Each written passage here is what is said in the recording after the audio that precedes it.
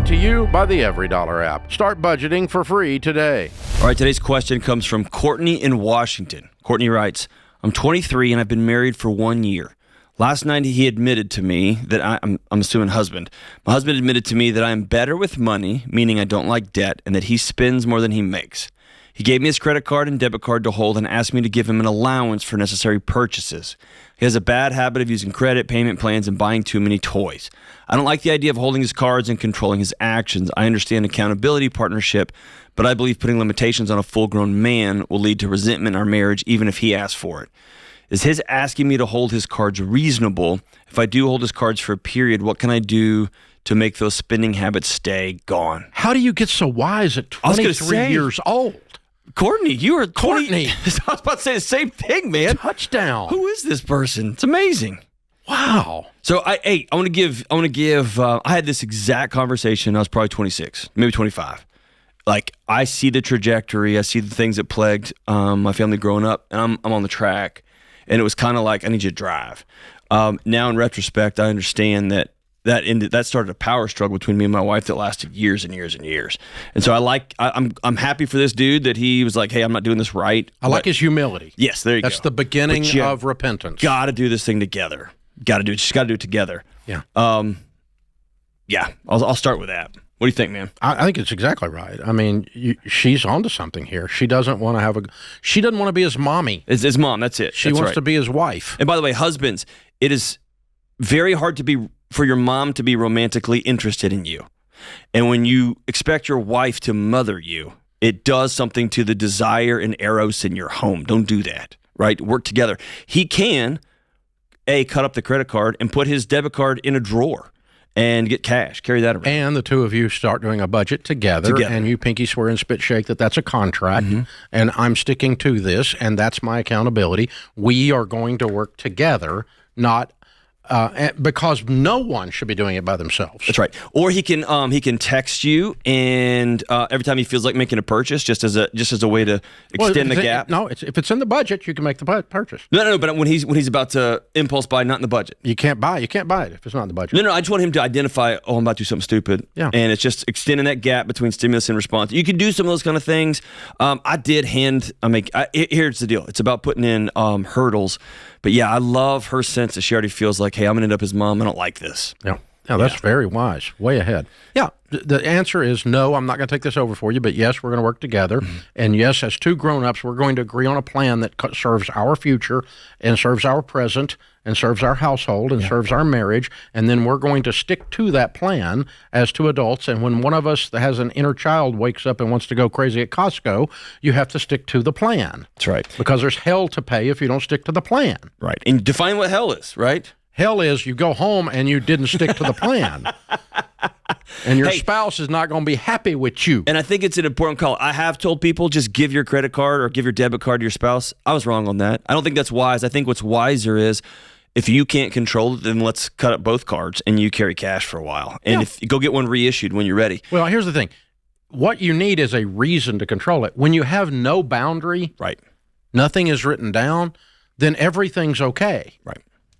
And that includes, the 92-gallon thing of mustard at Costco, which everyone needs. We know that. A drum of mustard. Apparently, because you can get it on a two-wheeler, right?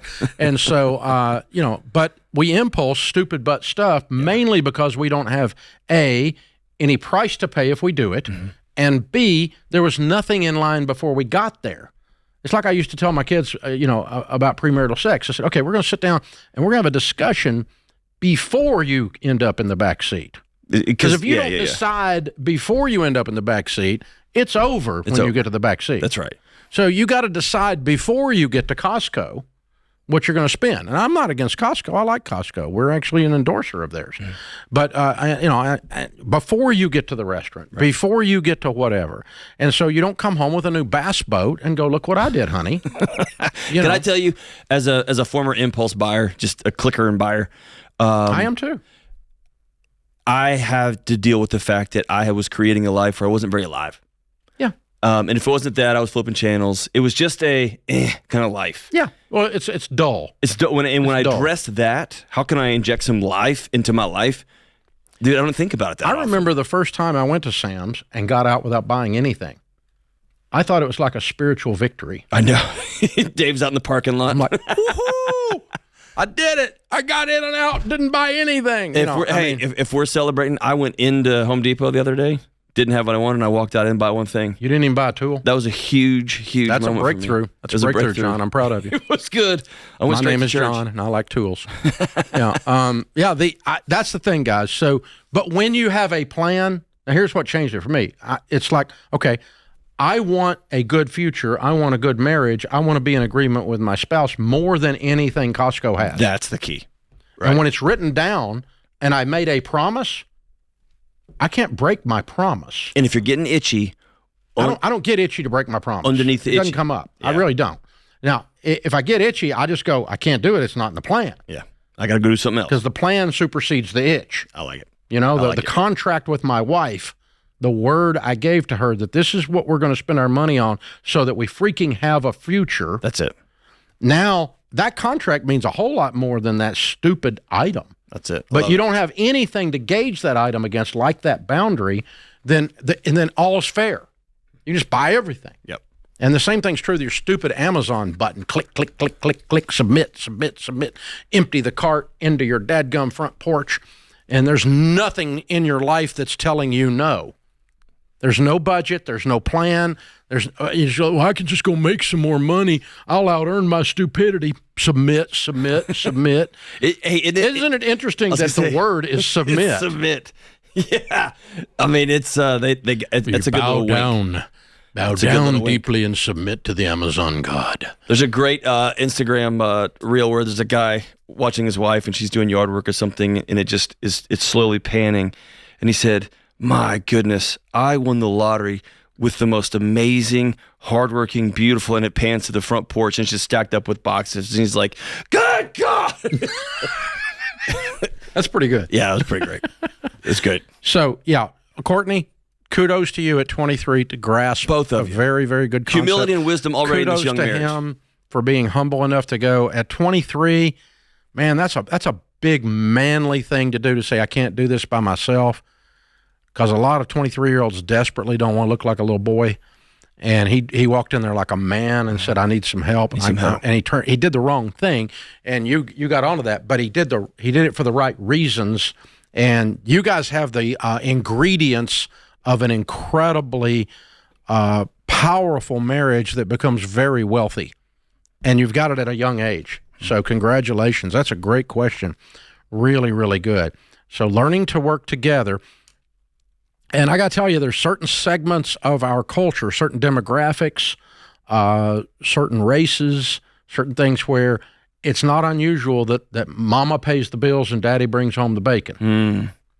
And I'm stepping all in that stuff for some of you because you watched your mama do it. It doesn't mean it's right. Or the other side, daddy does it all and mom doesn't ask any questions, right? Yeah. Sharon kind of had the, I called it Scarlett O'Hara syndrome. Mm. It's like, well, do whatever you want to do, honey.